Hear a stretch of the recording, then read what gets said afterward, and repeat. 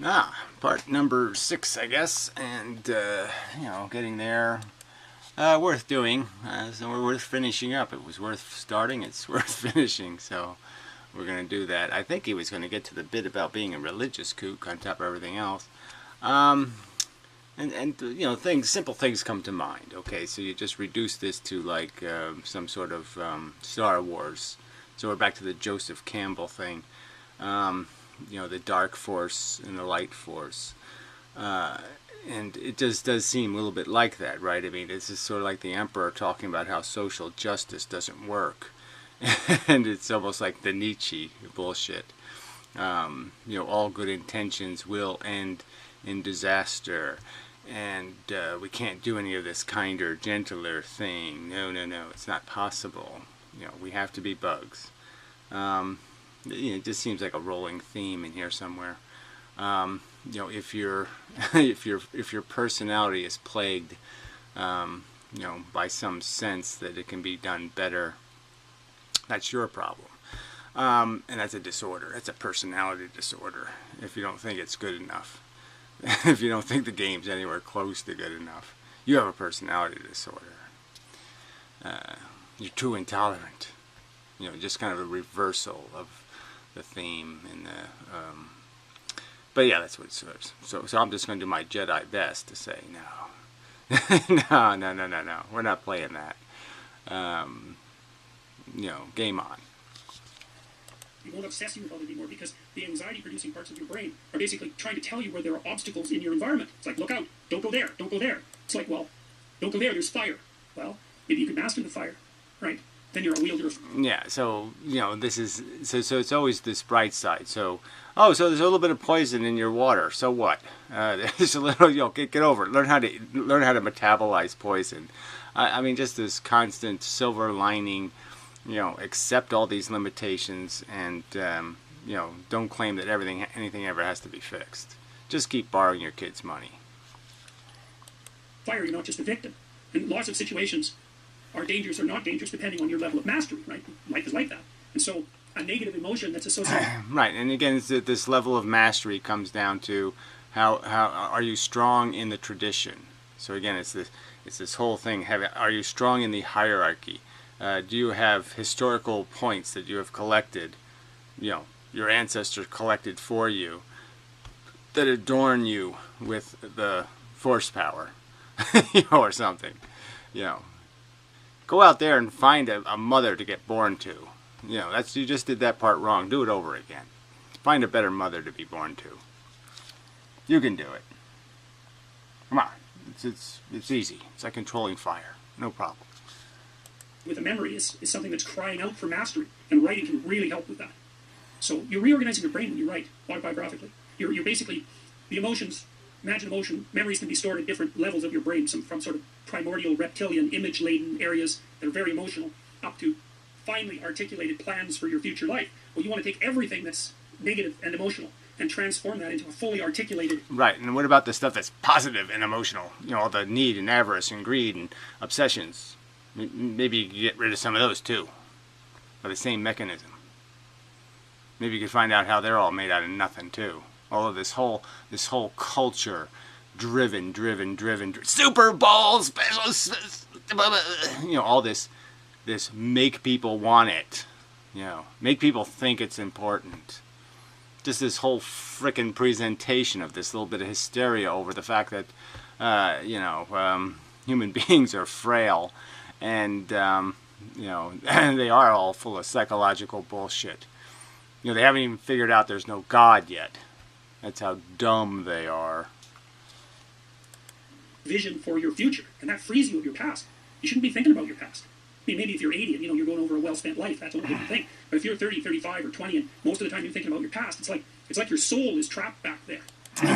So, I mean, just logically, that really doesn't make much sense. I mean, the whole reason why your brain does this is because the past repeats itself. You know, you should probably learn that there's this thing called a stock market crash, and that 82 years before that there was a stock market crash, and that 80-something years before that there was a stock market crash. You know, that kind of thing. You should learn from these patterns. You need to free it through investigation. And the metaphysical language is appropriate because that is, in a sense, what you're doing. You're trapped in the past. It's like you got to break free of that so you can use all your resources to move ahead into the future. Right. So whatever that means again, that means you can borrow a big pile of money so you can try to, put the other guy out of business or something. Be the winner. Yeah. So you can make somebody else the loser. Cool. Fun. Can't wait. Anyways, in these programs, the future authoring program, like I said, has had walloping effects on people. That's fantastic advice. I mean, it's just it's so logical and it sounds so great. I mean, I think that's one of the gigantic problems that a lot of people have with education, that you're learning facts, you're learning information, but you're not learning how to use your own mind. Yeah, well, here's something that... How, again, he said it, so I just, sorry, I ended up repeating some of this stuff, sorry. This whole learning, your brain learns how to manipulate your brain or something. I mean, it sort of has a disconnect. I mean, obviously, you have to be smart. Intelligence is useful, like knowing how deep the water is before you jump in and all that stuff, or how hot it is, or how cold it is, being able to detect the reality of the world you exist in. But there's, beyond that, the rest are just tricks and gimmicks. It's really interesting about that. So I spend a lot of time, I'm a scientist, but I would say I'm also a religious person. I'm a deeply religious person. And right. But he's a scientist. The science of God. Yeah, sorry. Logical disconnect right there, right? I mean, there's absolutely not one single shred of scientific evidence for the existence of a God, not a shred of it. And so you're almost basically saying, I'm not a scientist. Because, yes, I'm not interested in facts and evidence. I'm just interested in my narrative and creating narratives, fables, and stories that validate my story. So, that was pretty easy to dissect. How do you reconcile those? Exactly. Well, and I spent 40 years thinking about that. And for 20 of those years, I did almost nothing but think about that all the time. And I realized something. Yeah, well then, you should have drawn the obvious conclusion. Let's see, there's absolutely no evidence that this religion thing. It seems like it was a story invented by, people who couldn't get anything right, hadn't even built the old outhouse yet, hadn't figured out what anything was. Their God never told them what diseases were caused by. He lied to them, made them think it was punishments for some sort of behavior they conducted in. Why should I believe any of that rubbish? That's silly. What do the facts say? Oh, evolution. What other facts are there? Give me all the facts, please. Oh, every single one of them points to evolution. Huh? Every single solitary one of them points right to evolution. We are green slime that can sing and dance. Partly from reading Carl Jung. And what I realized was that even the fundamentalists have the wrong idea about religious truth. Religious truth is not... Even the fundamentalists have the wrong idea. Like, nobody figured out that the fundamentalists were crazy. They're the crazy branch of the religion.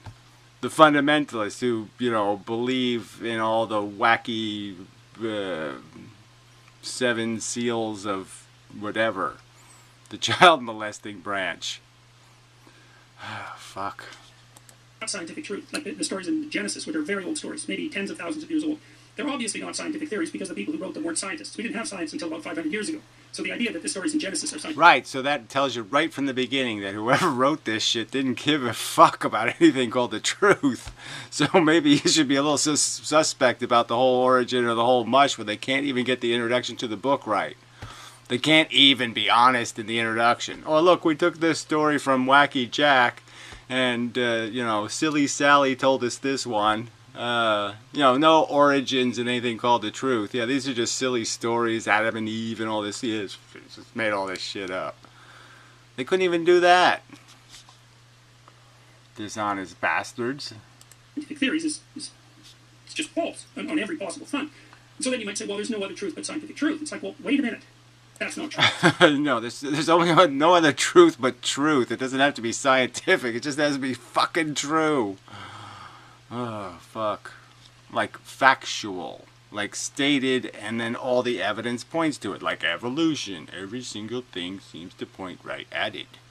And nothing points anywhere else. True.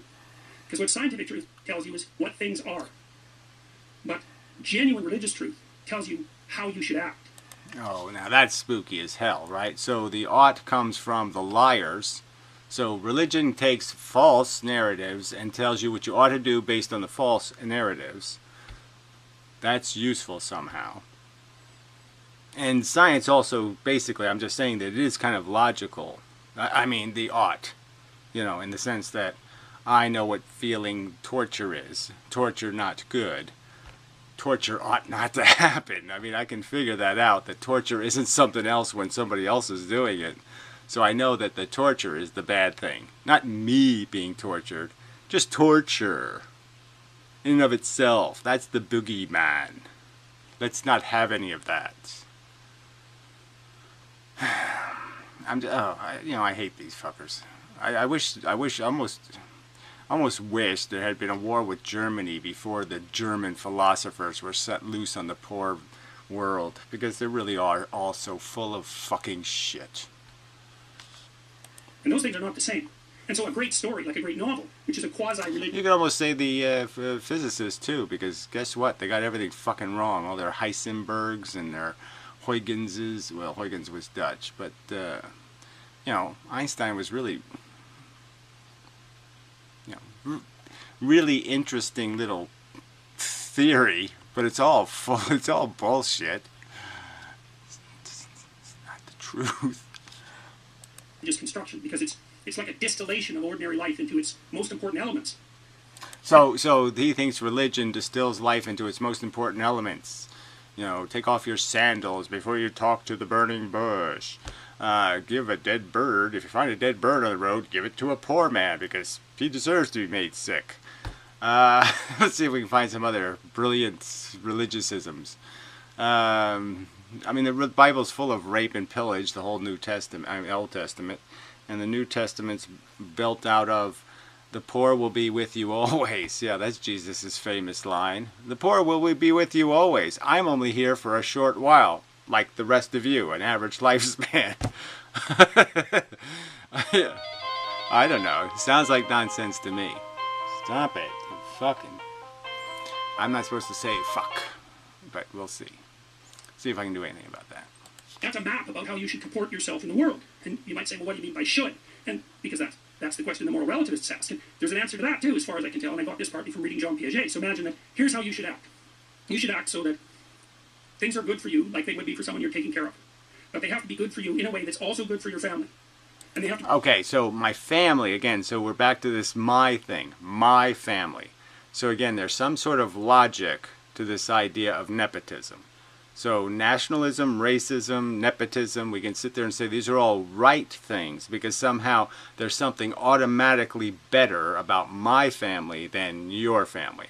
And I should logically think that's correct. I shouldn't do the opposite, which is recognize that I have an obsessive emotional attachment to the my people, okay? And it's a huge bigotry and a huge unfairness.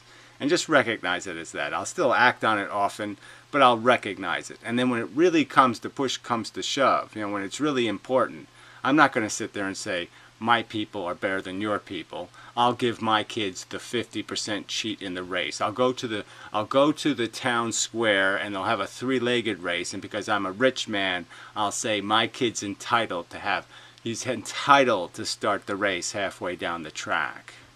I'll know that that's bullshit.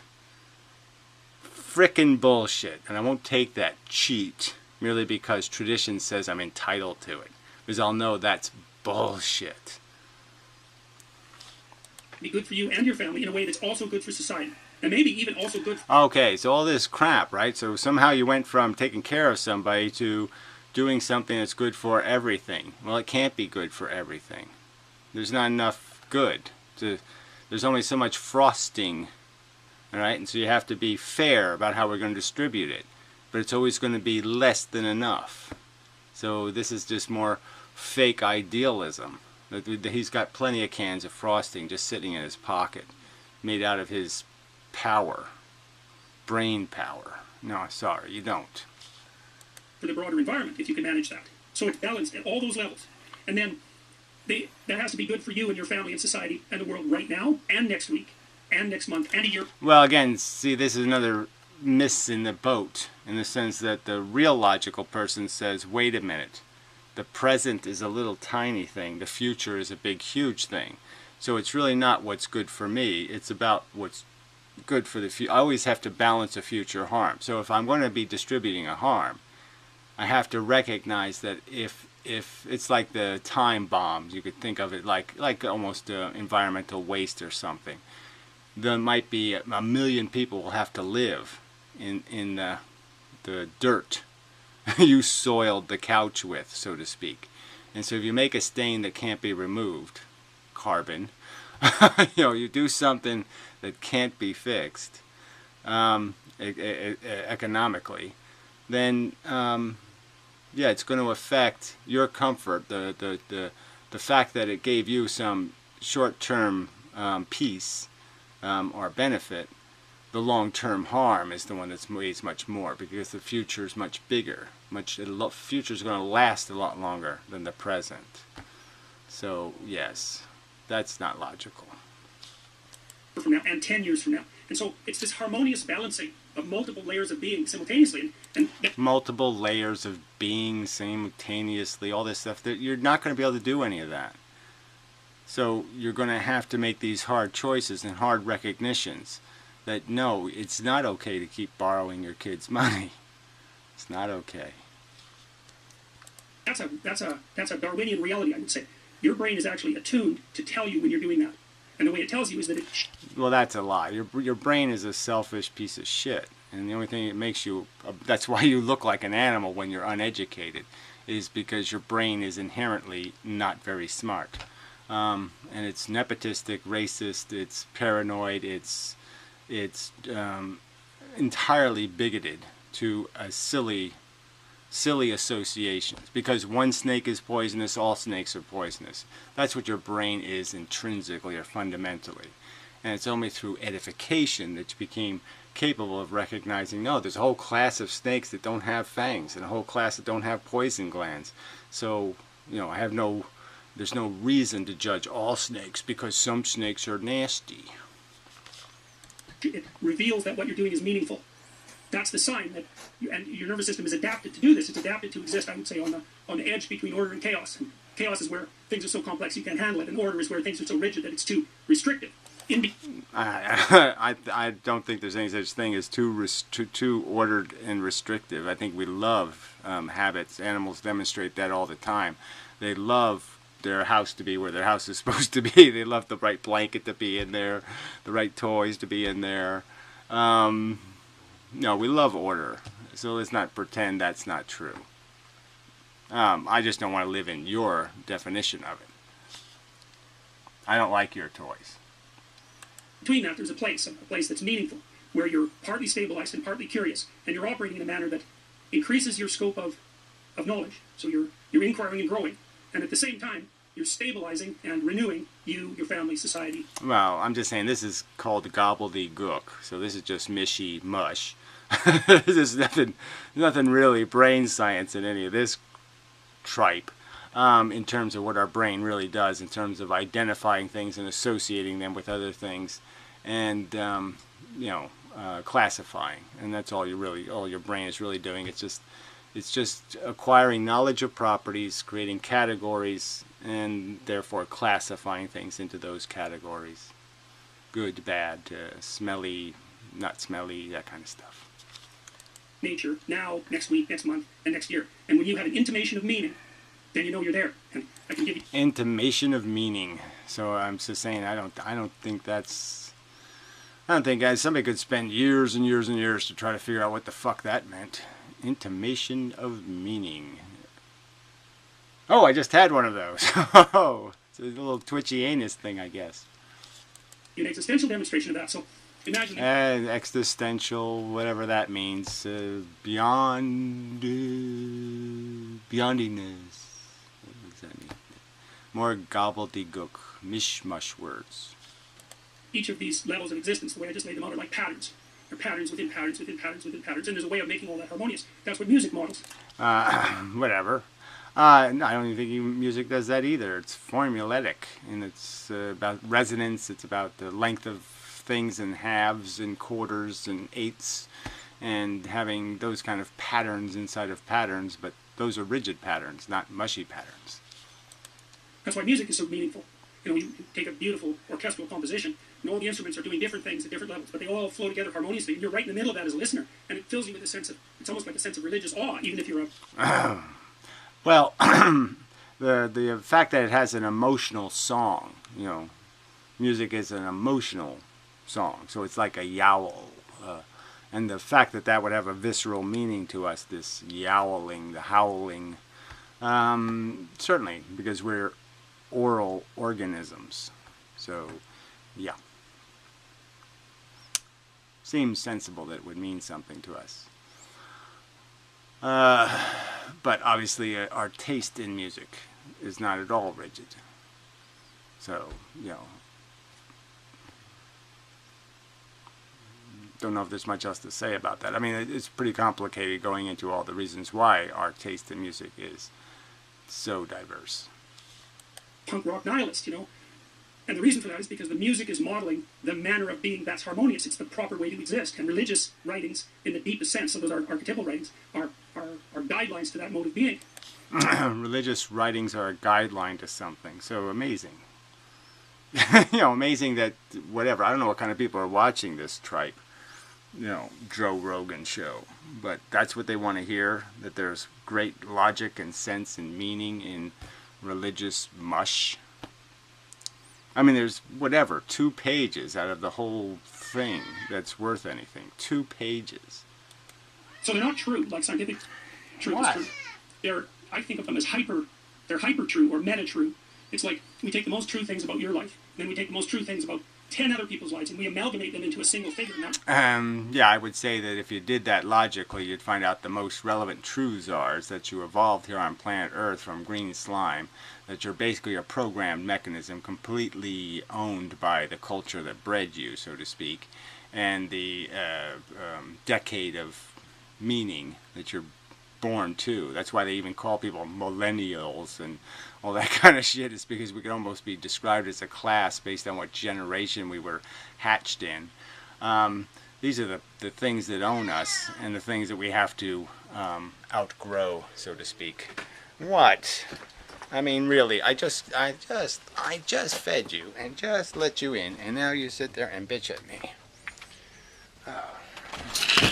Let's see, the animal is retarded.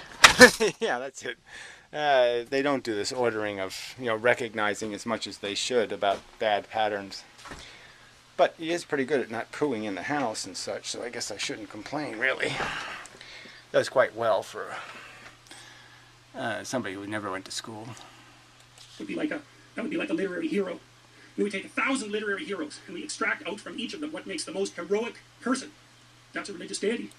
Okay, so that's what a deity is. So God is heroic when he demands obedience. And he says, "Thou shalt dunk thy head in water to validate your love of me." And he has to inform us that there's no other silly gods before him. And then when he smites people, he'll do something clever like saying, "Well, whatever the worst thing is that you do, I'm going to do to your people. Nah, nah, nah, nah, nah." So that's heroic. God is a heroic figure as he kills the women's and the children's. You know, all of them.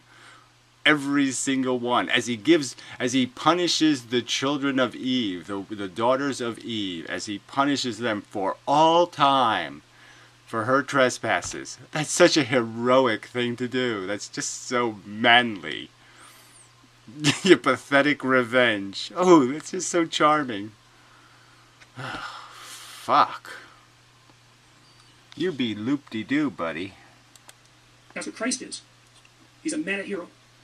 And that's... a meta hero who said, the poor, fuck them, they'll be with you all the time, they're just a blight, they're just a pain in the ass, fuck that shit, it doesn't matter, I'm important, I have sore feet, and the hooker woman's cute, you don't get it? I'm gonna spend the money on the hookers. Alright, so quit bitching, fucker. Yeah, no, that's heroic. You know.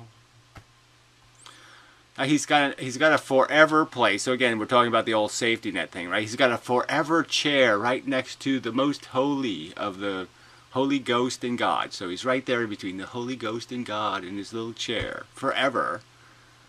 and we're going to call him the hero. When all of us are facing hell, and, you know, almost, there's no way I'm going to be able to account for anything I've done, so yeah, fuck it, I'm going to hell. And we're supposed to give a damn. Oh, come on. Silly story, silly mush, doesn't, just fucking dumb crap. I don't know why you're injecting that in any kind of conversation, except you're stupid. Sits at the bottom of Western civilization. His archetypal motive being... Right, again, okay, Western civilization founded on, do you accept our God as God? If you don't, we're going to kill every fucking one of you. That's what they actually did. The Spaniards actually showed up to an Indian tribe. They showed, and the first day they introduced themselves, they say, do you believe in this book? Like they were supposed to have read it somehow. It's written in Spanish. They're supposed to read it. I mean, that's pretty amazing, isn't it? I mean, just as a story of hilarity, and then all of a sudden they just pulled their swords and hacked them all to pieces. Because they said, no, fuck you. What are they talking about? What do I do? Put plants on it? What do I do with this thing called book? I mean, come on. Western civilization. It's theft. Is true speech. That's the fundamental idea of Western civilization. And it's right. And it's right. Because we wrote it in our book and it's right. And our God is God. Christians are good. Muslims is bad. You're both fucktards. Now, when you say... Oh, he really is a religious kook. Did you see how he was like, oh, I just made a great speech for God. God is going to be so happy with me. I just really nailed one for the God. I talked about music and got them thinking about dun dun dun dun dun dun dun dun. Oh, and I got them feeling all heroic, and I talked about heroes and be a hero for God. Jesus, these people are scary. What'd you just say? Well, whose show is this? What's my name? It's always squinty-eyed. Look, it's always, I have a furrowed brow. You're doing too many words. Too many words, man. Too many words. Oh, I just shit my pants. You talk about this harmonious frequency that's achieved. Harmonious frequency. You never said anything about a frequency. Okay, I guess you're connecting. See, this is how the brain works. It does association. So he associated music with a frequency. And so now he's applied, oh yeah, okay, so we do this harmonious thing and we put frosting on the entire cake at the right frequency. Yeah, I dig it. Ooh. Can we have lava lamps too? Can we put a lava lamp on top of the cake? How do you reconcile all the stories that were, like, say, in the Old Testament that were extremely violent or they're ridiculous? Like, who's the guy that they made fun of? The children made fun of him, so God sent a bear to kill the children because they made fun of him for being bald. There's a bunch of stories and ridiculous tales in the Bible that obviously have the hand of man on them. How do you separate those from the beautiful concepts that are outlined in religion, like, you know, treat everyone as if they are your brother, you know, love and let love. Love and let love.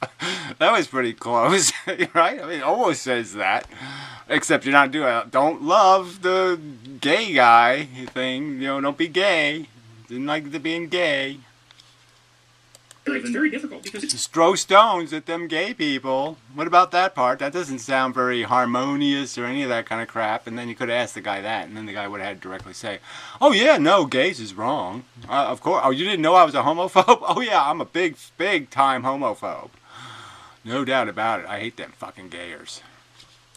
Well, in the Old Testament, let's say, the Old Testament was obviously written by people who were deeply tribal. Right. And of course, we're also deeply tribal, and some of the problems that those people... So again, he's trying to reclamate this bullshit as if it's some sort of narrative we should pay attention to, because now he's going to say, okay, yes, it's not the story of God, it's the story of great men of the past who had great knowledge and wisdom. These are the same people who own slaves, right? They're so perceptive. No, they're not very perceptive. They're ignorance. The past is ignorant. and it acquires facts as it moves along, and it becomes like Benjamin Franklin or Da Vinci and all those kind of people. It becomes Renaissance man kind of thing. But there weren't no Renaissance men before the Renaissance. They all kind of sucked. Trying to sort out was, well, how do you organize yourself within your own tribe, justly and mercifully, and at the same time defend yourself against the barbarians who constitute other tribes? Well, that was the problem that humanity was trying to solve when it was amalgamating all of its tribes. And it didn't solve it with anything else but, well, just kill everything. If you kill it, then it can't cause you any trouble. So yeah, let's go out and just annihilate everything that ain't us, and then we win. Oh, gee, that was a complex and thoughtful solution. A process that obviously still hasn't finished. And yes, we haven't killed everybody yet. So yes, still in the process of killing all the other people who aren't us. Ways that you protect your own tribe rapidly become horrifying, and so many of the stories in the Old Testament that have to do essentially with tribal protection are immediately horrifying. But there's also a developmental pathway through the combination of the Old and New Testament that show, I would say, how that morality that was fundamentally tribal to begin with transformed itself over thousands of years into a morality that was that transcended tribal distinctions. And so part of the imposition of the New Testament onto the Old Testament was the imposition of a morality that transcended tribal morality onto a morality... Right, so, and we haven't gotten anywhere near that because we're still doing this stupid tribal thing, right? I have to live in a stupid town, I have to live in a stupid state, I have to live in a stupid nation, I have to, you know, the axis of whatever, a group of the civilized nations against the uncivilized nations. So, you know, we're still playing the same stupid game. What we should just do is give unto Caesar that which is Caesar's. See, that was a good line. And give unto our gods which belongs to our gods. So, you know, one set of rules for cross-border play, another set of rules for in-border play. It was fundamentally tribal in origin. But the New Testament, of course, was constructed by Constantine and a series of bishops. They took things out, they added things. Yeah. I mean, how... So... Well, it's not much different. Here's a way of thinking about it. Okay. So, I have a friend who's a comic book writer. Right, so why does, yeah, so he has a friend who's a comic book writer. Well, that's just about what the fucking Bible is. So again, what's the point? I mean, why are they, you know, it just amazes me that modern humans, supposed to be educated professor, speaking to some guy who's supposed to be relevant, and here they are wasting time dissecting the meaning of the Bible. And I've talked to him a fair bit about archetypes in comics, for example. He was a student of mine at Harvard a long time ago. And the comic book universe is a very interesting one because obviously these fictional characters were thought up by single people. And then the fictional characters were transformed into stories, and then the stories were sent out into a broader community. But then what started to happen was the broader community started to stay in contact with the people who are writing the stories. And so if you do something like write Batman now, there's a bunch of things you can't do with Batman because there's been a collective decision made in the entire community of multiple writers and the entire community of multiple readers that have decided that there's a core story that has a certain structure and certain elements, and so there's this... Yeah, well, that sort of makes sense, right? I mean, gee. Well, I guess he's going to apply this to something. All right, let him continue. Collective process of imagination that's gone into constructing what you might describe as a heroic meta-narrative. And the reason I'm using that as an example is because... Because it has absolutely nothing to do with the Bible, because the Bible doesn't have any of that coherency. One minute you're supposed to be, you know, bashing your sword into plowshares, and the next minute you're supposed to be smiting the enemies of God. So what the hell of sense does this make? Oh, it doesn't have any applicability to the actual circumstance. The Bible is a hypocrite all over the place. The poor will be with you always. From the Savior. I come to bring you the new promised land, and we're still going to have poor people in it. I mean, that's called failure, not success. There isn't a lot of difference, perversely enough, in the construction, say, of comic book heroes and the construction of religious deities. And I'm not saying that religious deities are nothing but comic book characters. Or maybe I'm elevating comic book characters. Ugh, what a dirty desk. So he has a Buddha here. Oh, that's just so special. And all of this rubbish and deer antlers. That's supposed to be charming, I suppose. Yuck. Characters beyond the status that they normally attain. But he has more dead animal horns over here. Eesh. Creepy fella. If you think about this, for example, with regards to something like the construction of the recent Marvel universe, I mean, those Avenger movies are among the most expensive technological artifacts that human beings have ever made, and they drive our computational capacity to its absolute limit. And the reason for that... Well, whatever that is. Special effects, yes. I think the Matrix movies, probably box office killed that crap, but whatever.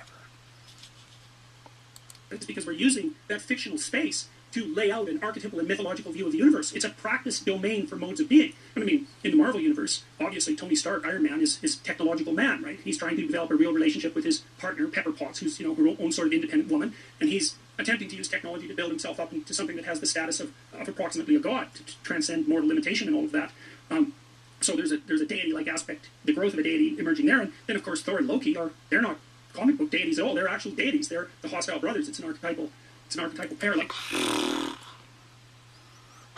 yeah, I don't have anything to say to this rubbish. Yeah, so we're really all back all the way to Joseph Campbell and these fake metaphors of good conquering evil with just special thoughts. Jedi. We're back to the Return of the Jedi. Oh, it's all gonna work out okay. Yeah, it really will. Christ and Satan, or Batman and the Joker, or Superman and Lex Luthor, and that's the good part of the individual against the evil part of the individual, roughly speaking. That's played out in these myths. And so that collective process that you described, whereby an entire group of people comes together to decide what the central religious text is. I mean, on the one hand, you can think of that as the gerrymandering of a religious process. Maybe that's something that's only devoted towards the acquisition of power, like that would be a Marxist analysis. But on the other hand, you can think of it as the collective imagination attempting to build a dramatic, to build an exemplary drama that everyone can act out, and it's in acting out that exemplary drama that we are actually able to interact in a civilized and productive manner. Like, look at... Oh, gee, so this stuff means something to people, this whatever that was. The lepers will be with you always. Okay. This discussion that we're having, to the degree that it's working, we're both trying to articulate our notions of reality.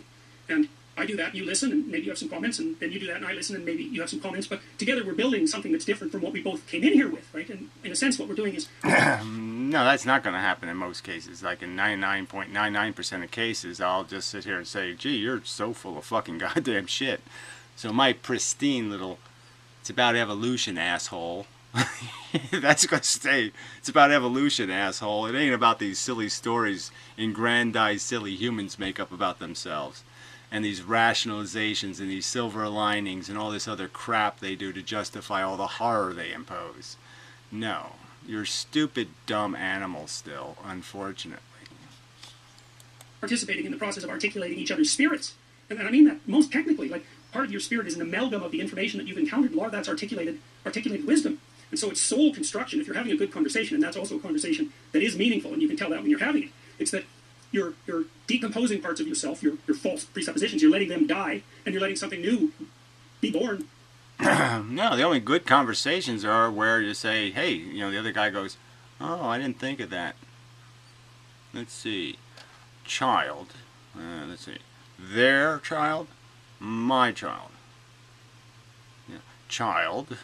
Well, you're kind of right that they and the my or there and the my, yeah, that doesn't really mean anything because, yeah, it's the kid that matters, right? And it's just pretending who owns it is kind of silly because it's not going to matter to the child who owns it. It's all the child needs is the same feeding and, the nurturing environment and not to be, desperate to kill itself by the time it's 12. That's all the child needs.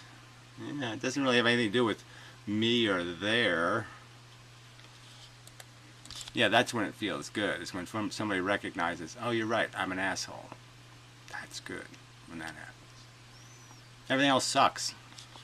As an alternative, and you're participating in this process of death and rebirth constantly when you're having a meaningful conversation. It's like, oh, that was wrong, I'm going to let that die. Ooh, that's a little painful. I was kind of attached to that concept, but I'll let it go, I'll let it burn off, and a new part of you will emerge, and then another part dies, and a new part emerges, and that's this process. Yeah, whatever. So again, that's the last thing you really want to do is listen to philosophers who are changing their minds. Okay, I'm just giving you a little bit of a heads up. If somebody's going to keep changing their mind, you really don't want to invest in them. Because the next day they'll be saying Nazis are good or some other kind of crazy shit.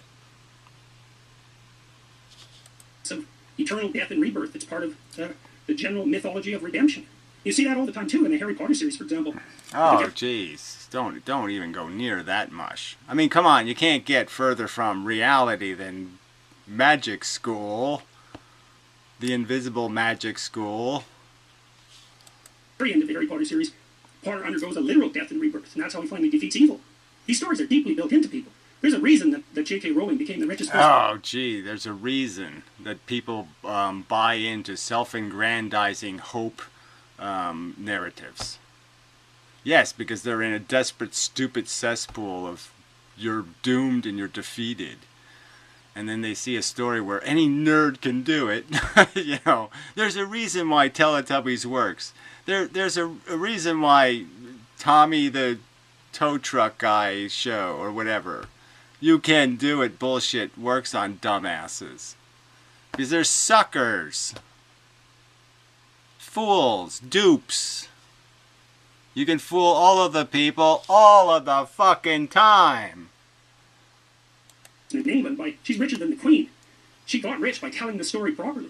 You know, in the second volume of Harry Potter, when there's the basilisk underneath the castle that turns you to stone when you look at it, that's everything that people are afraid of. That freezes you like a rabbit freezes when it sees a wolf. And the story in Harry Potter is you go underneath the castle to where the thing that frightens you the most resides, and you face it down. And in doing that, you free the Virgin, right? That's St. George, he frees Virginia in the Harry Potter story.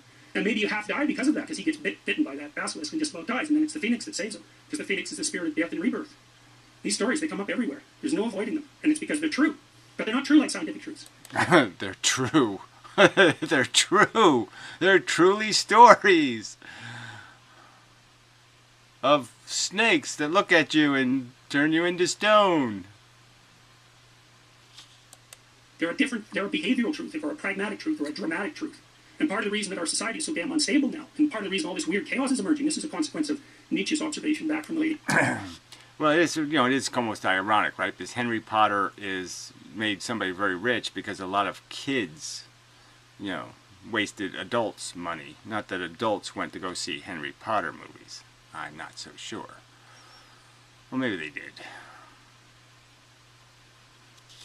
1800s about the death of God. We blew the metaphysical foundations out from underneath our culture. And the whole thing is shaking and twisting. And it's vacillating between the horrors of the extreme right and the horrors of the extreme left. It's been doing that for 140 years, and we're in the throes of that again. We blew the metaphysical foundations out from underneath our culture. And we need to get them back. Okay, we blew the metaphysical foundations from beneath our culture. So this guy really, and he just said 140 years, so I was right. He wants to go back to 1860. The end of the Civil War? I don't know. Maybe before the Civil War, that's where he wants to go back, yes. You know, slaves are fun.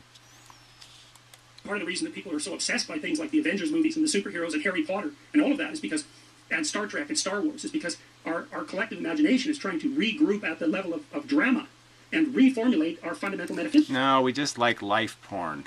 Okay? Any kind of porn will do, but you know what I'm saying. I mean, we just want, we don't getty, we don't havey, so we want to feel like we're getting and having in some kind of virtual space.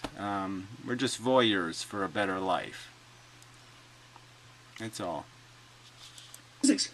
I was reading this thing that was talking, they were equating CrossFit and yoga to religion. And they were saying it's essentially religion for people that have abandoned traditional religions. And is that the idea is that what we're seeking is camaraderie, order, and discipline, Mm-hmm. and some sort of a shared community experience. So what you're talking about when you're saying your religion... Oh, man. Yeah, none of that shit could mean anything to me ever.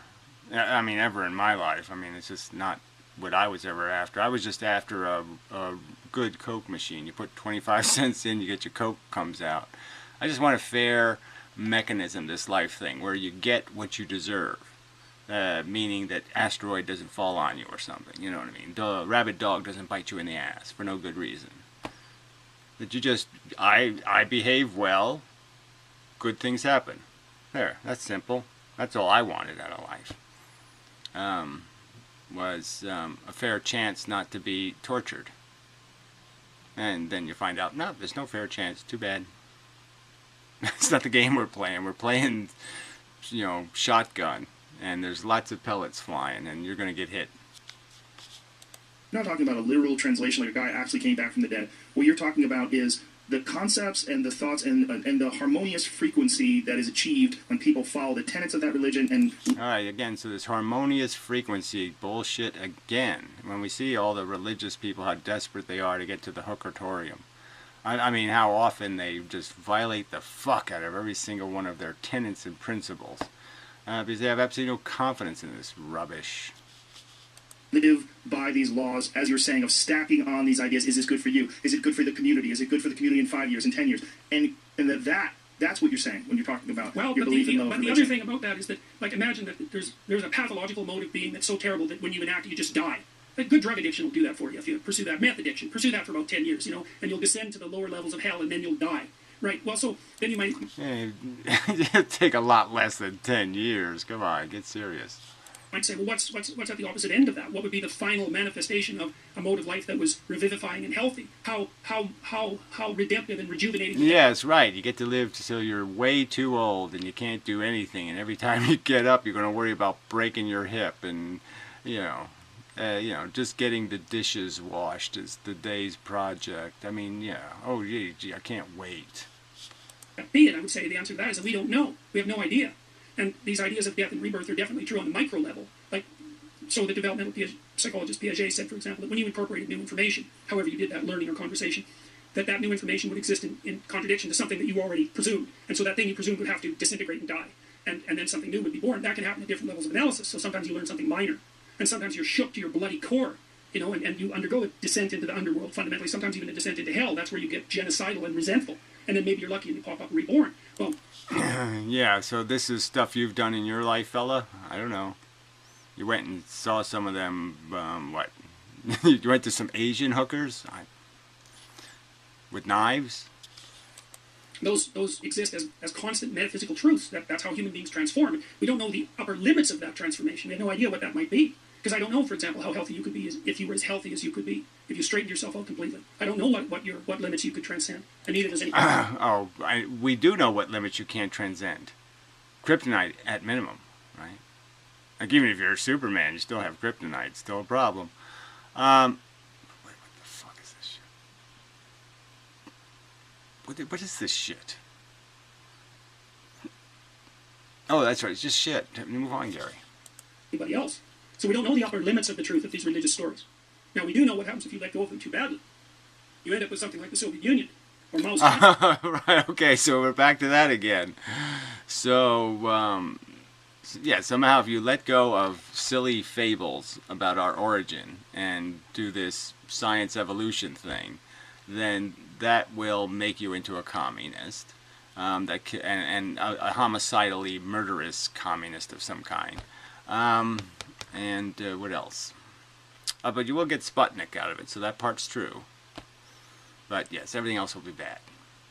Okay, fine. Which were both based on, I mean, they were atheist. Yeah, they were secular. They dispensed, you know, for Marx, religion was the opiate of the masses. It's not like I don't understand that. I understand. No, you don't understand it. You obviously don't understand. Don't sit there and pretend that, oh yeah, I understand that this is just a way of controlling dumb people and make them slaves to rich people. Yeah, that's all it is. That was in the Bible. It's still here. We're still just enslaving people to people who think they're somehow more holy.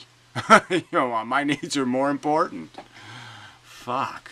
The poor will be with you always. Yes, just keep that good old Jesus ethic in mind. Ooh, there's such love in that expression.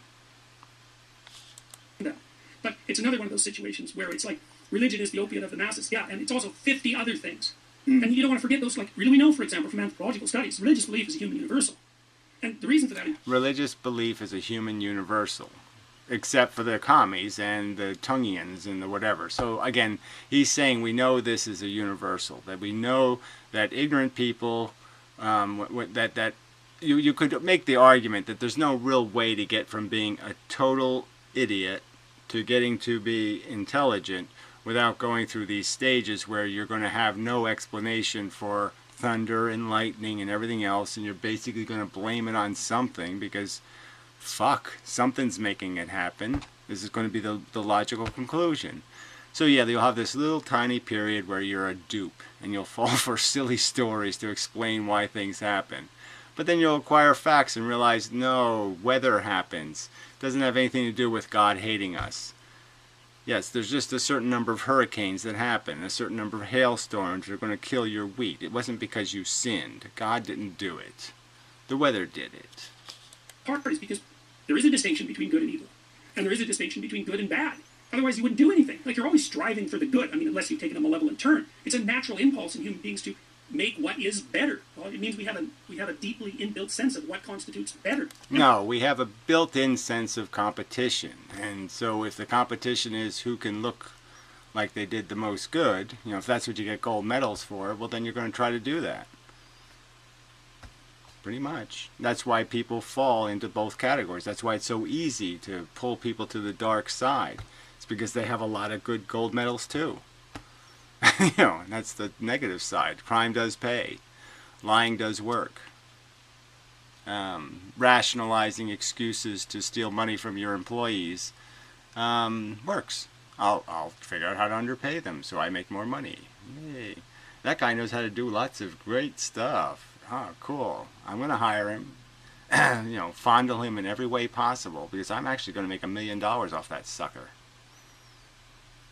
Bill Gates bought, okay? Bill Gates didn't write software. He bought it and then resold it. Yeah, that's what Bill Gates did. He bamboozled the guy who had the goose that lays the golden eggs, and he didn't know it lays golden eggs, and he fooled him into selling it to him for a nickel. We're all aware of that harmonious state that's achieved in community. Well, yeah, the thing that's interesting about, like, one of the things that Nietzsche thought was, after he announced the death of God, was that people would be able to create new values.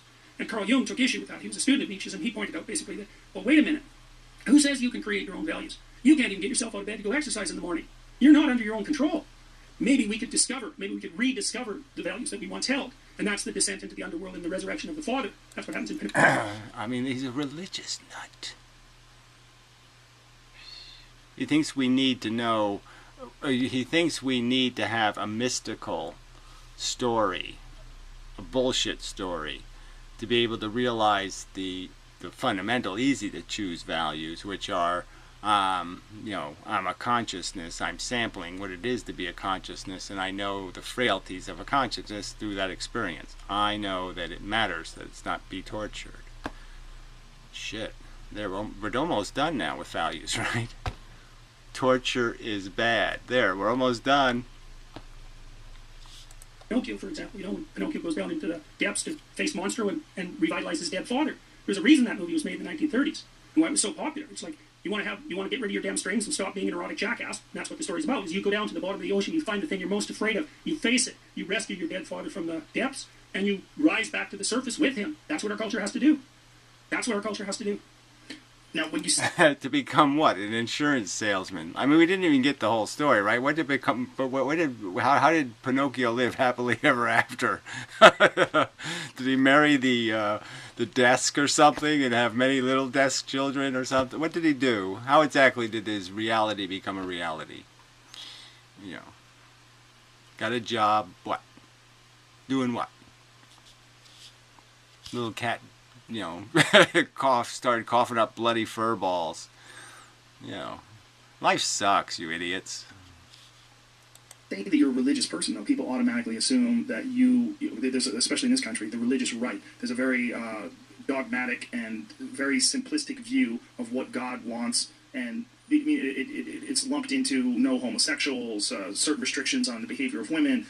If you look at the Bible, and the Bible is obviously a reflection of the people that lived at the time where it was constructed, although even trying to fit... Yes, well, I don't know why, Joe, you don't come right out and say, well, look, fella, if that's what you want, then aren't you really just saying you want to go back to 1876 and we just take property rights away from women and, you know, tell them to shut the fuck up and beat them when we want, rape them when we want? Figure out when that is, you know, it was an oral tradition for thousands of years before it was ever written down, right. Written in ancient Hebrew, translated to Latin and Greek and Roman, or in English, rather. Well, there's always a tension in religions between the dogmatic element and the spiritual element. Right. And conservatives, technically speaking, tend to marshal themselves on the sides of the more rule-oriented and dogmatic elements of the religion, and liberals, roughly speaking, tend to marshal themselves more on the spiritual side. And that's because of the distinction that you were saying earlier about the behavior patterns of people that tend to be conservative. Yeah, it's conscientiousness versus openness, roughly speaking. And openness, conscientious versus open. So it's conscientious to be a dogmatic authoritarian telling other people they have no rights. I don't think that's conscientious. I mean, the dogmatic structures are necessary. The dogma is necessary because it conserves the structure. But the spiritual aspect is necessary because it updates the structure. And there's always this tension, and there's a tension in people. It's like, You have to believe things, or you. Yes, build a cage, put the women in it, and then they can aspire to be Jedis and escape. What a wonderful circle of life. Fuck that. Exist. You couldn't act. You have to hold on to the dogmatic structure of your belief, but you have to be open for its update on a continual basis, and that's basically what consciousness is for. Seriously speaking, consciousness is the thing that... Yeah, consciousness was invented by God so we could criticize this silly story he wrote with the hand of horse people. Attends to the unknown and to the anomaly, and integrates it with the structure. And there's meaning to be found in that too. That's to boldly go where no one has gone before, in the words of the Star Trek writers. That's something that deeply appeals to young people when they watch that sort of thing. But so what the fundamentalists are doing is they're trying to hold on to their tradition. And it's no bloody wonder, because if the tradition falls apart, you end up isolated and drowning in the ocean alone. But if the... Yeah, whatever. Only if you're dependent on the tradition. Only if you're a homophobic, stupid cunt. Yeah, otherwise, no problem. Hey, I just got that crap and let it fall to the ground, and I'm free. I'm free of this stupid shackles of this idiotic notions of the poor being with us always. Yeah, fuck that too. Fuck all of that crap. Tradition gets too intense and restricted, well then you're just clones in a prison, and that's these two forms of hell. In a sense, they meet. If they get extreme enough, they meet. The hell of absolute chaos and the hell of absolute order. And the conservatives tend towards the hell of absolute order, and the left liberal types tend towards the hell of absolute chaos. There's some point in the middle. That's the line between yin and yang, by the way, because that's order and chaos. And the Tao... Oh, shit. What do you want? It just isn't factual to say that the middle is always the right place to be. It really isn't. But anyway, there's no logic behind any of that mush. It's like, I mean, there's probably lots of examples. I guess I should have... Well, I didn't know this was coming up. But, I mean, there's lots of examples where you want your car to work. You don't want it to be in the middle of working and not working, right? Yeah, you want it to be all the way at the extreme of working. So there's lots of circumstances where, no. You want it to be a fanatic. You want to be fanatical. We'll say, well, that's life, that's existence, order and chaos. And order is the place you are when what you do works, and chaos is where you are when what you do doesn't work. And no matter where you go, order and chaos exist, and your job is to be right on the border between those. And that's to live in Tao, that's to live in meaning, and that's that same place where all these things stack up. And so with regards to religious tradition, on the one hand, you have to maintain the tradition. It's like maintaining the Constitution in the U.S. On the other hand, you have to be awake and alert, because the tradition is a dead thing, right? It was composed by dead people in the dead past. It can't respond as flexibly as it should to the demands of the present. That's up to you, and you do that with your vision, with your capacity to see, and with your capacity to articulate. And forever, really. The major deities that mankind has produced, Marduk for the Mesopotamians and Osiris or Hor. Oh, God. Ugh. I just hate all this. I mean, these are fake metaphors, and then they're dragging them into the future, and so they're sitting there basically remaking a story that has the three blind mice, and the three pigs, and Goldilocks and Little Red Riding Hood, and so they're just cramming all these little stupid stories together into some sort of narrative, and it's just stupid. I mean, we should constantly have to update the argument based on the new evidence. Well, there hasn't been any profound new evidence in a couple of 100 years, actually. I mean, relevant to the existence of gods and morality and ethics and what we are here. So since Darwin, we're sort of just stuck with recognizing that we're biologically built to be Tyrannosauruses, and that we exist in an ethical circumstances that's going to demand a lot more than that from us. Horus for the Egyptians and Christ for the Christians and Buddha for the Buddhists. These have been people who were noted for their vision, for their ability to watch and pay attention. Because there's nothing more important than the ability to pay attention. Pay attention and speak. Yeah, they're noted for drinking their dead.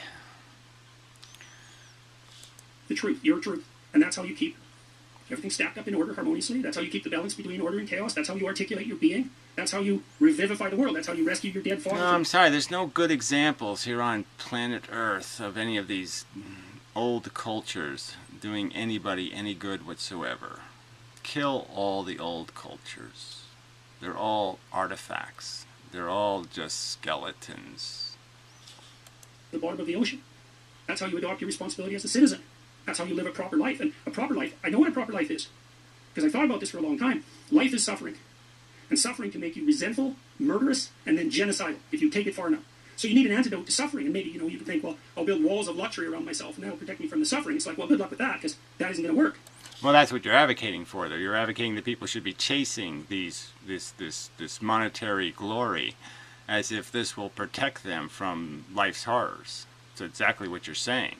You want to create entrepreneurship. You want to take risk takers in the advance of their personal wealth.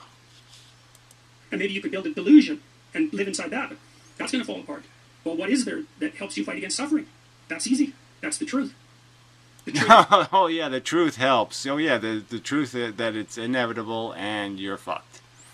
Oh, that's really great. Thanks. Yeah, makes me feel so much better. The antidote to suffering. And the reason for that is because the truth puts reality behind you so that you can face the reality that's coming straight at you without... So again, that doesn't make any sense, right? You can watch your family die as you get older and just say, oh, it's going to be my turn. Great. Fun. Can't wait. Becoming weak and degenerating and becoming resentful and wishing for the destruction of being.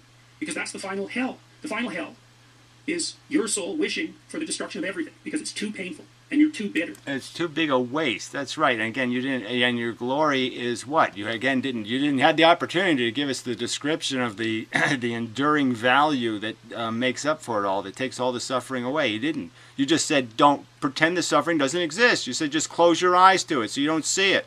So you can keep walking into the same brick wall over and over again. Then you can take your fucking kids and smash them into it too. Take your kid and take his face and smash him right into the fucking wall. Brilliant. Guys, you have to be a professor to be this stupid. So anyway, gotta go. Till next time and such. One more to go, I think.